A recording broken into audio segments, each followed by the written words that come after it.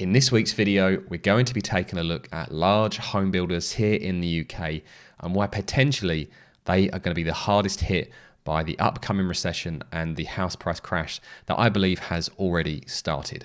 So despite the curiously high review scores you'll see for large home builders in the UK when you go onto Trustpilot, home builders have a very poor reputation. Now, this is aimed at large home builders, not smaller individual home builders, but large home builders here in the UK have a very poor reputation amongst the majority of the public, I would say. Yet somehow they have continued to sell large numbers of houses over the past decade, despite the criticism around the build quality, the design, how they're overcrowded, how they're overpriced, how the gardens are too small, there's lack of parking, lack of infrastructure.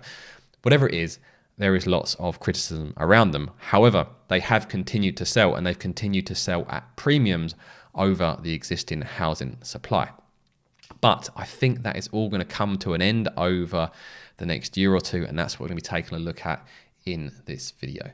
So up first, we have a piece of news that's just been published a few hours ago. I'll make this a bit bigger so you guys can read it as well. So a sharp fall in house building hits UK construction output.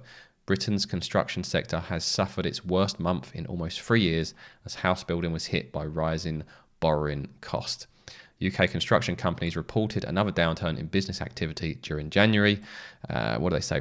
Building firms blamed weaker client demand and slowdown in new projects in recent months due to rising borrowing costs. So what is happening, what we've been reporting over the past few months in the housing market in general, is having this knock-on effect in construction. So that's the first piece of news I wanted to share with you. But the next thing I think is probably, for me, the biggest thing that's going to have an impact on new builds going forward, and that is the end of the Help to Buy scheme.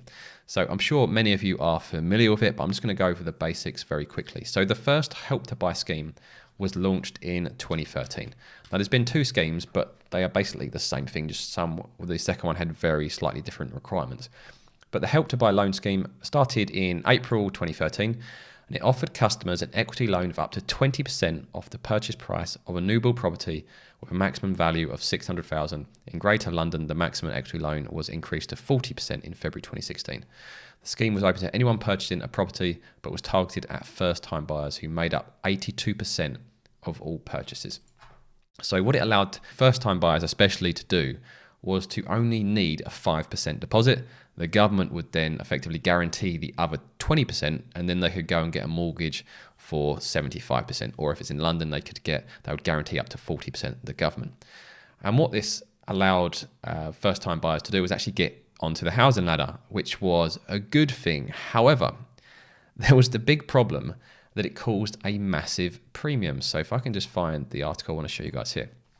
So here it goes. We all know you can pay more for new build homes. It's the same principle as when you buy a new car, but latest research shows first-time buyers using a Help to Buy can pay up to 22% more. And if we scroll down, they've got some examples saying if you're buying your first home in Yorkshire, then you're going to pay 21.6% more. This is closely followed by the West Midlands, where you could pay 21% or 21.5%, and in Northwest at just under 20%.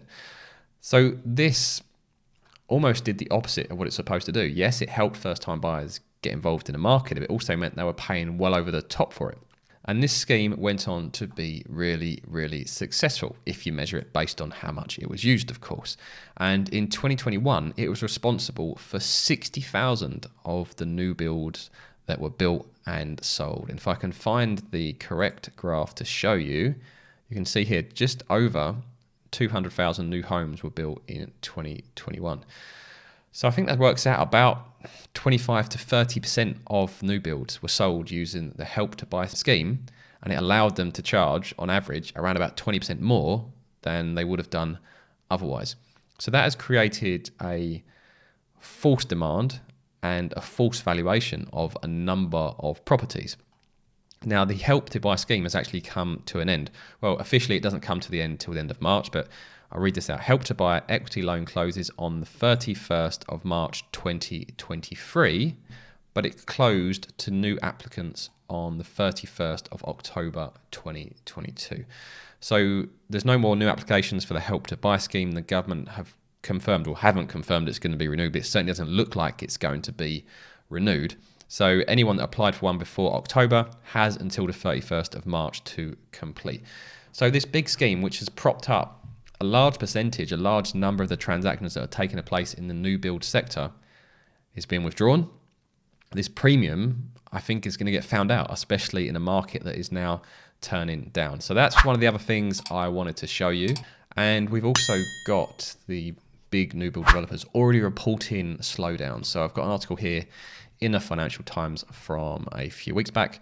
Property downturn hits UK house builders as sales plummet. Developers warn demand has dropped by as much as 50% as higher mortgage rates bite. And if we scroll down, we have got plummeting demand for new build homes, and the rising risk of mortgage defaults has caused UK house builders to pull back from new projects, putting government targets for new housing at risk. So Redrow on Friday, which was a few weeks ago, became the latest large builder to warn of a sharp contraction in sales, echoing rivals Persimmon and Taylor Wimpey, which this week reported significant falls in the rate at which buyers were committed to new purchases, with demand dropping as much as 50% in recent weeks. And of course, we scroll down a bit further, Taylor Wimpey said the number of buyers pulling out of deals had jumped by more than 50% as well. And they are also reporting the first evidence of prices beginning to fall. So these large home builders are already reporting, one, there's less inquiries, two, existing transactions are being cancelled, and three, house prices are beginning to fall in the new build sector. So things are not looking good. Also, we already know that house prices in general are down. So the latest nationwide figures, which I covered on Twitter this week, were down another 0.6 in January, which blows up a bit, which is 5.6 so far from the peak back in summer 2022. And also in this tweet from BuiltPlace, they have the average mortgage approval value. And what I found really interesting with this is that although nationwide are showing house prices are only down just over 5%, the average mortgage approval value is down by over 15%. So what that means is people are taking a lot smaller mortgages. So the more expensive, the more premium houses, such as new builds, which have a 20% premium in some cases, people just aren't going to be buying them with the same demand they have over the past decade or so. So I think that's going to have a real big impact on new builds that are being built at the moment. Also, because of the premium that has taken place over the past decade, I think there is a good chance that people that have bought new build houses in the past year or two, they will face a real risk of negative equity depending on how big this crash gets. And for the builders themselves, I think what they'll do, they'll repeat what happened during 2008, during the global financial crisis. They will just stop building. So you can see here, back in 2008, they went from building around about 200,000 houses per year down to just over 100,000, and they just sit on it. They just sit there and they land bank. So they've got land that they won't develop on until it becomes more valuable, and they'll probably start acquiring more land because more land will be cheaper at this time with house prices falling because other developers won't want to be building on it. So it's a good chance for them to buy cheap land bank it, wait for the economy and the housing market to recover in a few years, and then they'll probably start to increase building again, just like they did here 5-6 years after the great crash. They started to build again. So I think that's what the home builders are going to do, but they're already starting to get punished with their shares. We can see here, this is Barratt Developments. They are down on year. They're down 25% at the moment because there's been a bit of a recovery in the start of 2023.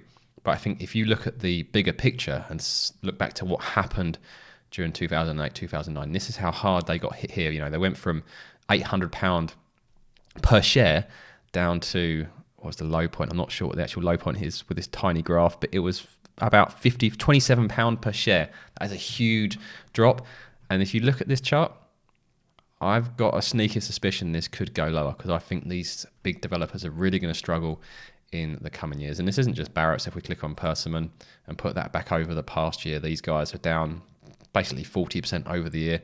And they had a similar story back during the global financial crisis. And then you've got Bellway. Let's see how Bellway PLC are doing over the past year. They're down 23%, and they had a big drop off again during the global financial crisis. So I think there is more pain in store for shareholders of these companies. So I just don't see where new build demand is going to come from for the next couple of years at least.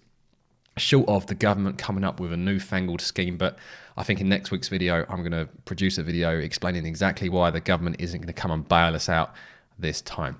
What I'm going to do now is pop up a link to one of my recent videos where I talk about the buy-to-let landlord exodus that could be the catalyst that turns this downturn into a crash much bigger than a lot of people are predicting. So I recommend you guys give that a watch, and I'll see you over there.